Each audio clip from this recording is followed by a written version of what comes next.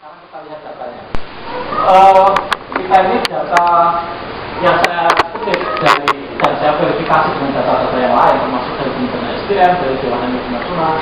Kita ini punya sumber daya energi itu baik energi fosil maupun energi non fosil, yang renewable maupun yang non renewable. Energi minyak bumi, sumber daya kita itu mencapai 56 miliar barel. Sumber daya kita mencapai 56 miliar barel.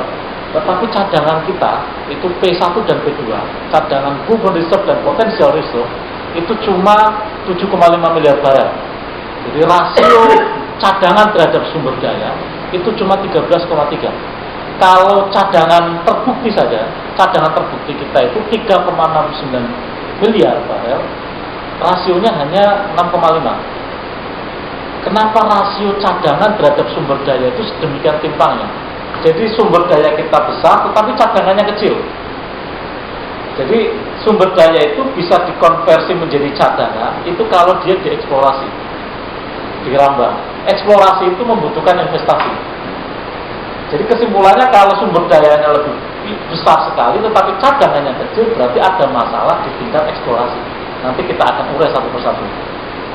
Gas kita itu cadangan sumber dayanya 334 TCM triliun kubik feet, tetapi sumber dayanya lebih tinggi ketimbang migas.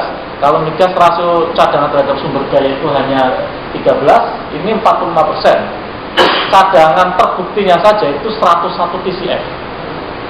Kalau misalnya diproduksi pada tingkat sekarang, itu mungkin cadangan gas kita itu masih 50 tahun. Kalau minyak kita, cadangan P1 dan P2, kalau diproduksi pada tingkat sekarang, kita masih bisa menggunakan minyak itu 25 tahun. Kalau hanya dari cadangan terbukti saja, 12 tahun. Kemudian kita juga punya batu bara. Batu bara kita 120 miliar ton sumber dayanya, cadangannya 28. Di mana cadangan-cadangan itu dan sumber daya itu? Nanti kita akan lihat slide di belakang. Selain energi fosil, kita juga punya tenaga air, kita punya panas bumi, geothermal, kita punya biomasa, kita punya tenaga surya, sepanjang tahun kita ada matahari, kita juga punya tenaga air, angin dan uranium. Uranium itu induknya emas. Jadi kalau ada emas, patut diduga ada uranium. Makanya banyak geolog yang curiga bahwa di Freeport sana itu dia ada uraniumnya. Karena emas ini produk akhir, kira-kira gitu. Dari uranium. Kalau ada anaknya pasti ada ibunya. Nggak mungkin ada ibunya nggak ada anaknya. Nah, geothermal kita itu sangat besar sekali. Sumber daya itu 29 gigawatt. Tetapi kapasitas terpasang kita itu baru 4%. Jadi kapasitasnya itu sangat kecil. Padahal kita ini pemilik geothermal terbesar di dunia. Jadi kalau kita kembali ke tadi bahwa kita ini ya punya sumber daya energi yang besar, fosil kita tidak terlalu besar, tetapi sumber daya yang sebenarnya bisa dikembangkan lebih jauh itu adalah sumber daya EBT, energi baru terbarukan. Tetapi kenapa EBT tidak berkembang ya nanti kita bahas satu persatu. Ini profil bauran energi kita Bapak Ibu Saudara sekalian. Tahun 2014 konsumsi energi kita itu 94% itu energi fosil, minyak, gas, batu bara. Jadi kita ini konsumsinya masih mayoritas itu energi fosil. Ini proyeksi dari Dewan Energi Nasional yang sudah dikeluarkan melalui PP nomor 79 tahun 2014 tentang KIN, Kebijakan Energi Nasional. Tahun 2020 akan didorong EBT itu porsinya naik menjadi 17%. EBT. Kemudian tapi tetap porsi yang paling besar tetap dari fosil. Kemudian 2025 akan didorong EBT itu 23%. Tapi dari realisasi hari ini dan roadmap yang belum jelas, saya pribadi masih syak wasangka bahwa target untuk membaurkan energi dengan menyerap lebih banyak EBT itu akan tercapai. Apalagi dengan kondisi harga minyak yang jatuh, sekarang ini yang tadinya mau mengembangkan EBT kembali lagi beli minyak. Karena EBT itu investasinya mahal. Meskipun nanti begitu sudah dikonversi menjadi energi final, itu murah sekali. Misalnya tenaga angin, surya itu investasi awalnya mahal, geothermal mahal. Tapi begitu dia sudah terkonversi menjadi energi final, jauh lebih murah ketimbang energi fosil. Saya kira yang dominan energi fosil di dalam bauran energi itu bukan hanya kita, di seluruh dunia. Ini ada data yang diterbitkan oleh Lembaga Energi Internasional di dalam World Energy Outlook, itu data terbaru. Itu sampai tahun 2035, 81% konsumsi energi dunia itu masih energi fosil. Kenapa energi fosil itu tetap dominan? Karena perangkat infrastrukturnya relatif sudah mapan. Misalnya contoh di sektor transportasi aja, begitu susahnya untuk mengonversi dari minyak ke gas. Kenapa susah? Ya karena perangkat teknologinya itu yang paling siap minyak. Taksi misalnya sekarang ini sudah nggak ada, itu jarang sekali taksi yang pakai converter kit sudah balik lagi ke minyak karena minyak murah. Ini fosil, ini sama, ini 81%, tahun 2035 itu 75%. Konsumsi energi kita secara global sekarang ini konsumsi energi global itu 272 juta barel oil equivalent per day. Jadi konsumsi per hari kita, baik itu dari minyak, gas, dan batu bara, itu secara agregat itu sekarang ini 272 juta barel oil equivalent per day. Jadi barel setara minyak.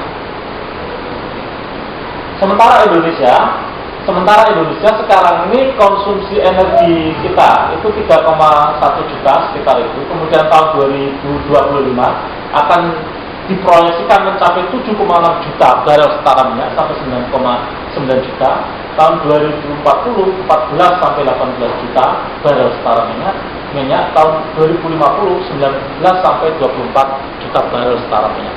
Jadi seiring dengan pertumbuhan ekonomi, pertambahan penduduk, dan GDP per kapita, itu pasti permintaan energi dunia itu pasti akan bertambah. Sekarang pertanyaannya adalah apakah pertambahan permintaan energi itu dibarengi atau diimbangi dengan supply.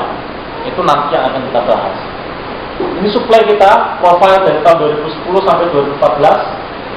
Minyak bumi, gas, batu bara, total produksi kita itu 7,2. Jadi gabungan dari minyak, gas, batu bara itu 7,2 juta.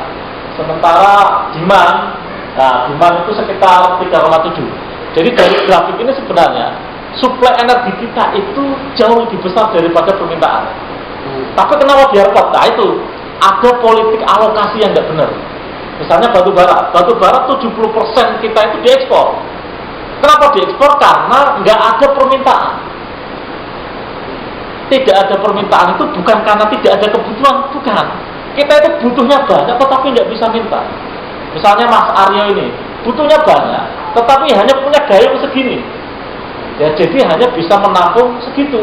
Padahal kebutuhannya itu seember, tapi hanya punya satu gayung.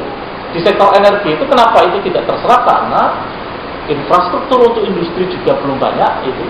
Kemudian kalau gas itu nggak bisa dialir. Gas itu hanya bisa dimanfaatkan dengan dua cara. Dengan dilikuidifikasi, dengan dicairkan.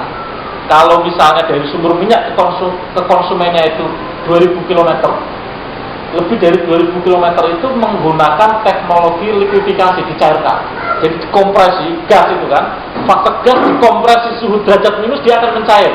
Baru begitu nyampe misalnya dari Papua ke Jakarta, kemudian dicairkan lagi, kemudian digaskan lagi. Makanya butuh fasilitas receiving terminal sama regasifikasi. Nah kenapa Jawa Timur misalnya surplus gas, tetapi tidak bisa dialirkan, tidak bisa dikonsumsi karena nggak ada pipanya. Batu bara juga begitu. Artinya 70% batu bara kita itu diekspor. Begitu juga dengan gas. Dulu itu gas tangguh itu ditawarkan ke PLN. PLN nggak mau karena waktu itu masih minyak murah. Nggak mau PLN. Akhirnya dijual ke Cina, ke Fujian. Harganya murah, 2,6 dolar per MMBTU, British Thermal Unit. Begitu harga minyak naik sampai 100 juta, geger. Kenapa harga gas itu sedemikian murah? Padahal dulu ditawarkan kepada PLN, tapi PLN nggak mau beli. Gas itu baru bisa dikembangkan kalau sudah ada pembeli. tidak seperti minyak. Kalau minyak itu bisa kita produksi, itu kita produksi aja, pembeli belakangan. Tapi kalau gas nggak bisa dikembangkan sebelum jelas siapa calon bayarnya. Karena tadi gas itu beda dengan Bapak Ibu sekalian, ini kita urai satu-satu. Kita coba urai satu-satu. Kita punya problem kita punya problem minyak dan gas. Punya problem gas, itu ada problem hulu dan ada problem hilir. Sekarang kita coba problem hulu. Yang pertama itu overregulasi. Kenapa overregulasi? Dulu itu dengan undang-undang lama, kita punya undang-undang nomor 8 tahun 71. Kuasa pertambangan, negara ini kan organ yang abstrak. Negara itu ya ada, kalau menurut undang-undang hasil perubahan itu ya ada Presiden, ada DPR, MPR, DPD, ada Mahkamah Konstitusi, ada Komisi Yudisial. Itu abstrak. Itu abstrak. Presiden bisa nggak dia ngebor minyak? Nggak bisa. Ketua Komisi Yudisial bisa nggak? Nggak bisa. Adekomarudin bisa nggak? Nggak bisa. Karena itu negara butuh organ. Butuh organ untuk menyelenggarakan pengusahaan. Dibentuklah BUMN. Waktu itu dibentuk perusahaan negara. Sebelum tahun 68 kita punya 3 perusahaan negara di bidang minyak dan gas. Ada Pertamina, ada Permina, ada Permigas. Tahun 68 difusi menjadi satu, namanya Pertamina. Tahun 71 Pertamina diberi oleh negara namanya kuasa pertambangan. Jadi you acting on behalf state, on behalf negara, menyelenggarakan pengusahaan pertambangan migas. Kalau you belum mampu, silakan you berkontrak dengan investor. Tetapi you sebagai kepala operatornya, sebagai prinsipal kontraknya, yang ngurus segala macam perizinan, yang misalnya mau ngebor hanya satu pintu pertama. Nah, sejak undang-undang tahun 2001, itu formatnya itu berubah. Kalau dulu itu B2B, negara membentuk BUMN, kemudian Pertamina berkontrak dengan kontraktor asing. Sejak undang-undang tahun 2002, undang-undang nomor 2002 tahun 2001, polanya berubah. Kuasa pertambangan dipegang oleh menteri, menteri membentuk DP Migas. Menurut Mahkamah Konstitusi, pola ini tidak benar. Pola ini tidak benar. Karena itu rezimnya berubah. Begitu dulu itu dari B2B, sekarang G2B. Begitu G2B, rezimnya menjadi masuk administrasi negara. Akhirnya menjadi birokratis sekali. Karena itu tiap hari, Bapak Ibu sekalian, di sektor migas itu, sekarang ini kita itu tidak memproduksi minyak dan gas. Tiap hari yang kita produksi itu izin. Dulu itu misalnya Medco itu mau ngebor minyak, dia tinggal menjadi data ke Pertamina, saya mau ngembangin lapangan ini. Oke? Diurus Pertamina semua, pembebasan lahannya, kemudian peralatan modalnya itu sudah langsung tidak dipungut pajak karena dia menjadi asetnya negara. Cukup satu pintu, satu akun. Sekarang ini dengan undang-undang migas ada 85 proses, 85 jenis izin, 341 proses perizinan melalui 17 kementerian lembaga negara. Dokumennya itu sampai 6.000 dokumen, jangka waktunya sampai 15 tahun. Jadi tiap hari itu investor itu dihadapkan kepada situasi yang sulit, karena tiap hari itu harus mengajukan perizinan, sehingga mereka itu sibuk mengurus izin daripada sibuk ngebor minyak. Pak Bambang sebagai ketua tim eksplorasi pasti tahu bedanya bagaimana ngebor minyak dulu dengan sekarang. Pasti tahu. Ini ada sejumlah kementerian ke SDM, Kementerian Keuangan, nanti urusan tenaga kerjanya ke Naker, urusan lingkungan hidupnya LH dan Kementerian Lingkungan Hidup dan Kehutanan. Nanti macam-macam ini, belum sampai ke daerah-daerah. Dan itu biaya semua, overhead semua. Karena itu menjadi tidak investor friendly. Sekarang itu menjadi tidak investor friendly, menjadi menyulitkan investor. Padahal untuk mengembangkan minyak dan gas yang kita punya, tidak mungkin kita itu tidak menggunakan tangannya investor, itu tidak mungkin. Kesimpulan saya itu tidak mungkin. Kenapa? Karena sifat industri migas itu high cost, biaya besar, capital intensif, padat modal, high risk, resiko tinggi. Sering saya sampaikan di forum-forum, untuk ngebor satu minyak saja, kalau itu minyak dangkal, itu 25 juta US. Minyak dangkal, kalau kurs kita itu 10.000 saja, itu 250 miliar satu sumur. Padahal sekarang ini sudah bergeser, tidak lagi ada easy oil. Minyak kedalaman 600 meter itu sudah hampir tidak ada, Pak. Sekarang cadangan migas kita itu sudah pergi ke laut dan dalam-dalam semua. Itu satu sumur di deep water itu bisa sampai 100 juta US. Mau pakai duit APBN? Mustahil.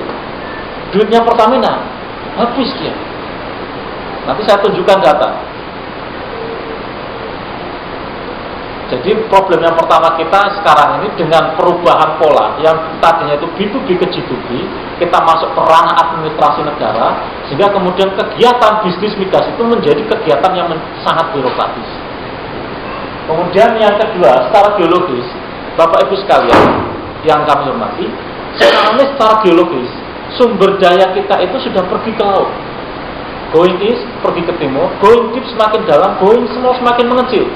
Jadi semakin pergi ke timur, semakin ke laut, semakin dalam, semakin mengecil.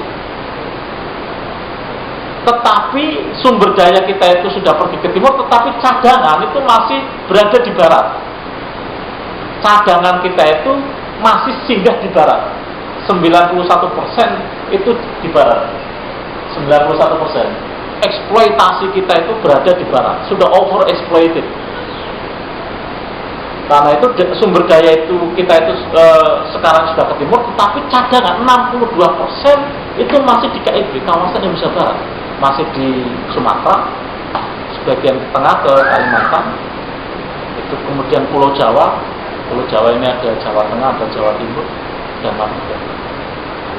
Jadi kawasan Indonesia Timur, tempat sumber daya itu berada, itu masih hanya 9% eksplorasinya.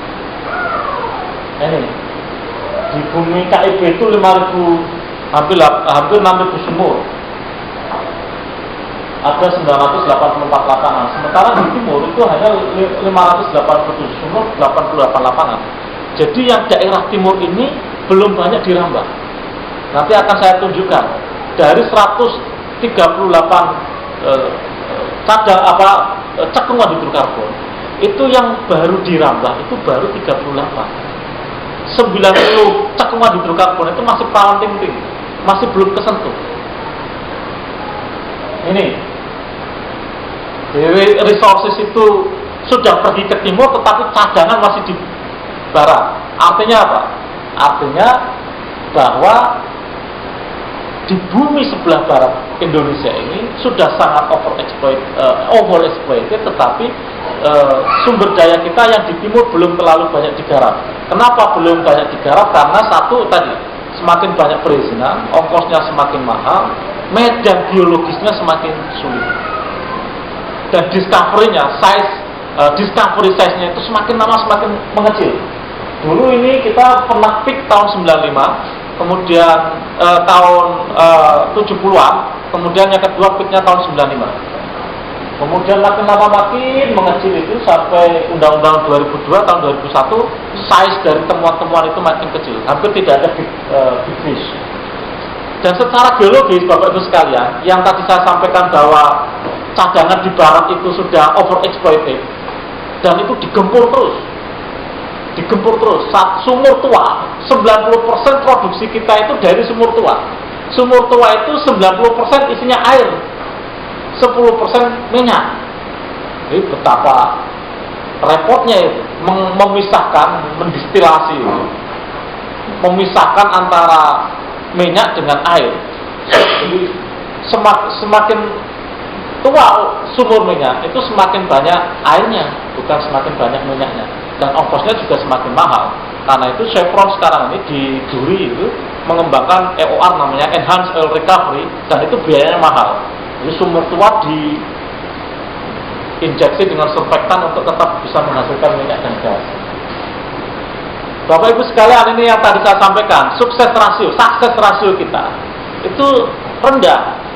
Dengan medan yang sulit itu, dengan kondisi geologis kita itu, semakin tingkat keberhasilan eksplorasi itu makin mengecil. Tingkat keberhasilan eksplorasi kita itu hanya 30%. Jadi kalau ada 494 sumur minyak dari tahun 2010 sampai tahun 2014, itu yang ada kandungan migasnya itu hanya 153, selebihnya drehol. Drehol itu kopong, nggak ada isinya, kering. Kalau kering gimana? Ya nggak ada ganti rugi, itu resikonya investor. Negara akan membayar dalam skema cost recovery kalau dia menemukan. Kalau nggak ditemukan ya resiko dia. Misalnya teman saya kerja di APEC itu, Asia Pacific Exploration Consolidated, perusahaan dari Kanada. Dia ngebor di Blok Pangkah itu di Gresik, habis 100 juta US, nggak nemu migas. Ya sudah gigi jari. Dia pergi membawa hati yang duka. 1 triliun coba, nggak nemu migas, drehol. Tinggal kolor. Begitu mau Pertamina misalnya, APBN mau dipakai untuk itu, nggak mungkin. Nanti ada caranya bagaimana kita ini tetap investor friendly, tetapi tidak kehilangan kedaulatan kita. Itu nanti formula yang ingin kami usulkan. Dan belakangan ini kita makin kurang produksi gasnya, yang dominan adalah produksi minyaknya, yang dominan adalah produksi gasnya. Dan yang blok-blok yang sekarang tengah dikembangkan itu ada 18 blok dan lapangan, termasuk yang sekarang ini lagi ramai itu yang nomor 8 itu blok Masela, itu di lapangan abadi blok Masela. Sekarang ini kita ribut, itu sulit semua, itu dilepas pantai semua, lepas pantai semua. Sekarang kita lagi ribut apakah akan mengembangkan kilang dengan skema darat atau laut. Itu sekarang kita lagi ribut. Kalau kita ributnya sekarang, itu artinya kita baru bisa on stream. On stream itu gas itu bisa diproduksi mungkin 6-8 tahun. Jadi kita ribut sekarang, nanti negara baru dapat uangnya itu 8 tahun. Itu pun kalau investasinya besar, itu akan dipotong dengan cost recovery. Nah ini, itu tadi problem yang kedua. Sekarang problem yang ketiga kita, fiscal term kita. Fiscal term itu ada karena negara itu membuat sistem di mana pengusahaan itu tidak dimodali oleh negara. Karena itu kita bikin fiscal term namanya production sharing contract, kontrak bagi hasil. Kontrak bagi hasil itu diambil dari filosofi Paron di dalam konsep pertanian Jawa. Dulu Pak Karno itu ada marhen ini. Marhen itu rata-rata dia punya sawah, itu dia punya tenaga, tetapi dia nggak punya modal, dia nggak punya traktor, dia nggak punya benih. Akhirnya kerjasama dengan pemilik modal, dengan pemilik teknologi, dengan pemilik benih. Bagi kerjasama itu disebut dengan bagi hasil setelah panen di paro, namanya paron, sistem paron. Itu sama. Negara tidak punya uang untuk mencari migasnya sendiri. Kita misalnya punya sumber daya migas yang cukup besar, tetapi untuk mengonversi dari sumber daya ke cadangan itu perlu modal. Lah modalnya dari siapa? Apakah dari negara? Beresiko sekali. Karena pencarian minyak itu ongkosnya besar, resikonya tinggi. Tidak seperti yang lain. Kalau misalnya kita mau investasi bikin garmen, itu pasti produksi. Kalau nggak ada cost matters. Tapi kalau mau investasi eksplorasi migas, sudahlah modalnya banyak, duit yang harus dikeluarkan itu besar sekali, belum tentu nemu. Karena itu pinjam tangannya perusahaan. Mereka yang memodali, kalau nemu diganti cost recovery, hasilnya nanti dibagi dengan production sharing contract. Nah, dulu itu sejak zaman Ibnu Sutowo itu ada formula angka yang keramat. Formula bagi hasilnya itu 85-15 untuk minyak, kemudian untuk gas itu 70-30. Jadi berapapun produksinya, bagi hasilnya itu jatuhnya ke negara itu 85-15. After tax, setelah pajak, jatuhnya segitu. Jadi rigid sekali. Pokoknya silakan nanti ini ada contohnya, ada simulasi dari ini. Ini gross revenue, misalnya berapa? Gross revenue-nya itu 1 juta. Ini kan kegiatan eksplorasi kan modalnya besar itu. Misalnya sampai 10 tahun dia ngeluarin duit terus. Begitu ada produksi langsung potong dulu ke investment kredit.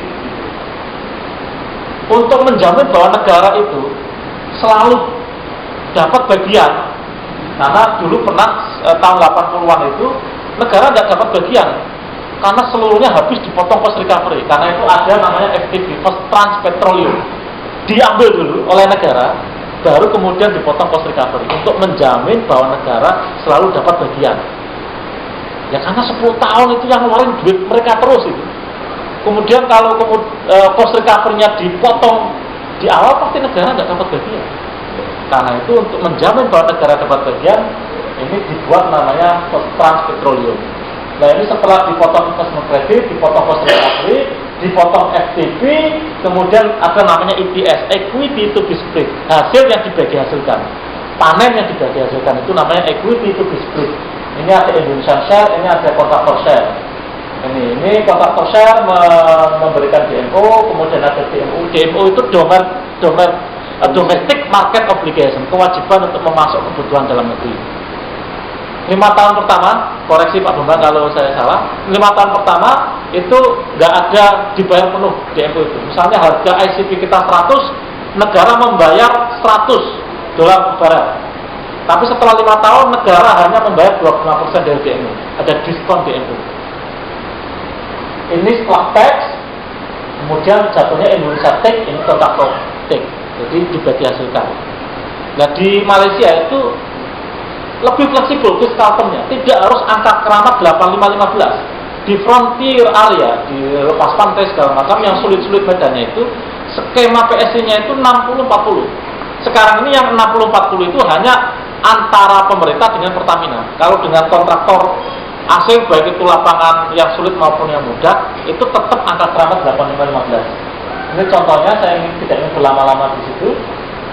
Problem yang ketiga, Bapak Ibu sekalian, karena dengan format yang baru tadi, negara itu melalui SKK Migas, melalui BP Migas dulu, itu bukan bisnis entity, bukan entitas bisnis.